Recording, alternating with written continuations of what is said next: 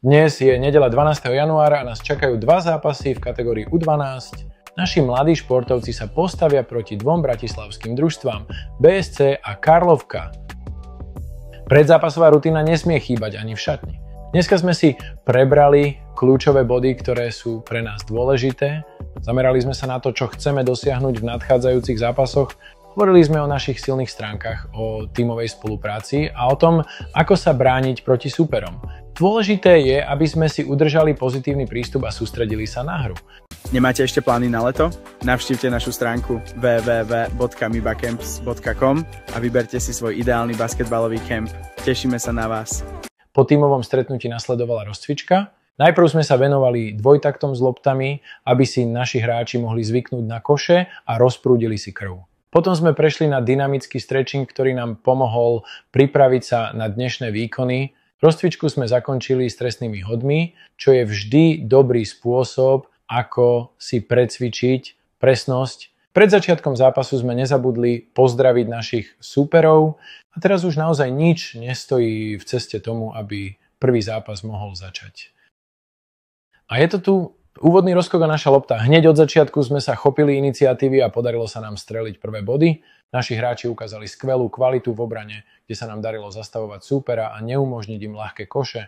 Rýchle protiútoky nás katapultovali do vedenia a dodali nám potrebnú energiu na pokračovanie. S každou minútou sa naša hra zlepšovala. Nasledovalo zopár krásnych akcií, ktoré ukázali našu tímovú spoluprácu a odhodlanie. Hráči si výborne rozumeli, pričom rýchle prihrávky vytvárali priestor pre presné strely.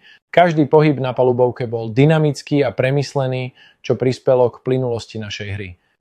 Po prvom polčase sme viedli o 5 bodov a zdalo sa, že máme hru pod kontrolou.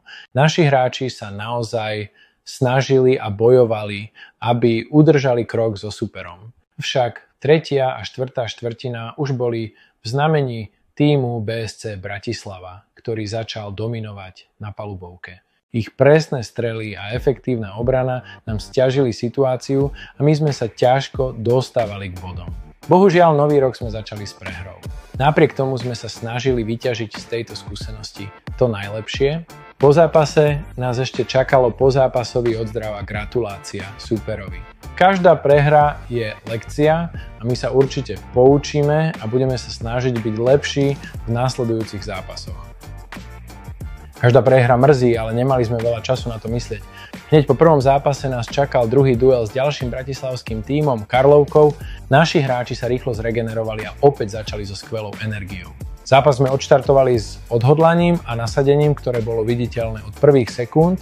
Naša obrana bola kvalitná, čo nám umožnilo rýchlo prechádzať do protiútokov. Tímová spolupráca sa ukázala v presných prihrávkach, ktoré vytvárali skvelé príležitosti na skorovanie. Na palubovke to vyzeralo ako skutočne synchronizovaný výkon. Naši chlapci predviedli skutočnú tímovú hru na oboch koncoch palubovky. Nie len, že sme sa úspešne bránili, ale aj útočili s presnosťou a kreativitou. Náš druhý zápas v novom roku sme dotiahli do úspešného konca. Bolo skvelé vidieť, ako sa naši hráči spojili a predviedli výnimočný výkon. Po zápase sme nezabudli odzdraviť hráčov a trénerov z týmu Karlovka, pretože šport je predovšetkým o rešpekte a fair play. Chceli by sme sa poďakovať aj rodičom za ich neustálu podporu, ktorá je pre nás nesmierne dôležitá. A samozrejme ďakujeme aj vám, našim divákom, za sledovanie nášho vlogu. Vidíme sa čoskoro pri ďalších zápasoch. Športu zdar.